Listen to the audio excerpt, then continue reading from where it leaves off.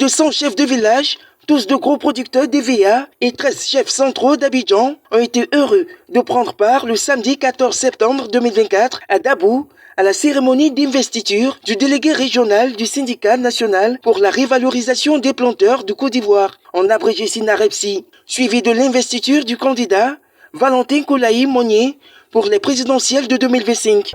Le délégué régional qui vient d'être investi aura pour mission d'implanter effectivement le syndicat dans la région des Grands Ponts.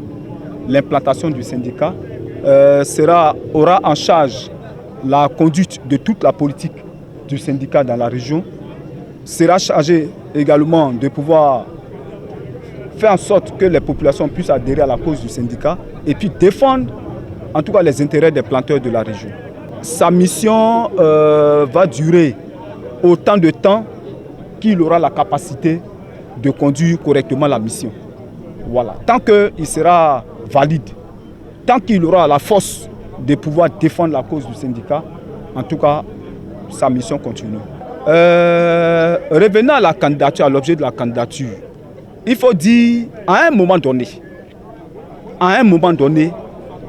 quand tu es un leader syndical qui souhaite un changement dans la vie des personnes que tu défends et que tu as l'impression que tu es en face d'un mur,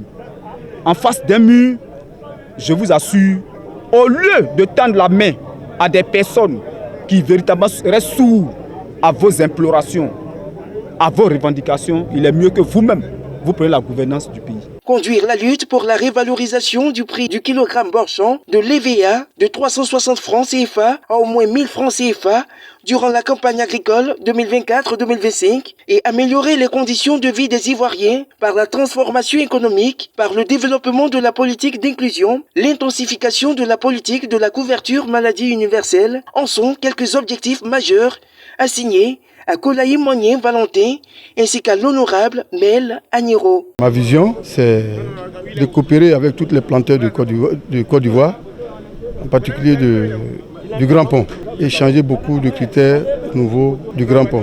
Ici, dans la région du Grand Pont, la majorité des planteurs sont des planteurs de VIA. Quelques planteurs aussi qui sont des planteurs de palmiers à huile. Mais le prix de l'EVA culture a chuté depuis un bon moment. Et aussi, au niveau de l'EVA, il y a des gens qui ne sont pas des planteurs. L'essentiel d'aller dans les champs des autres, ramasser, voler l'EVA, dès que ça arrive dans les usines, les usiniers achètent. Vous voyez, ce n'est pas normal, quelqu'un qui n'a pas un champ d'EVA, qui va voler, qui n'a même pas de numéro, qui va vendre de l'EVA. Il n'a pas de champ d'EVA, mais il vend de l'EVA. Et les usiniers achètent. Ça, c'est le premier point. Comment faire pour combattre ça?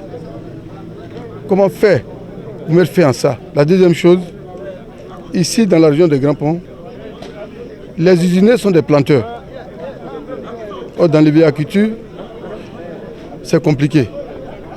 Au niveau du cacao, les usiniers ne sont pas des planteurs. Parce que si un usinier est planteur, comment ne pas blasphémer, ne pas manquer du respect aux gens, aux planteurs qui n'ont pas d'usine. Ici, à la rentrée, fin d'année, les usiniers nous font savoir qu'ils n'ont pas besoin de l'EVA. Ils ferment les usines et les planteurs fêtent sans argent.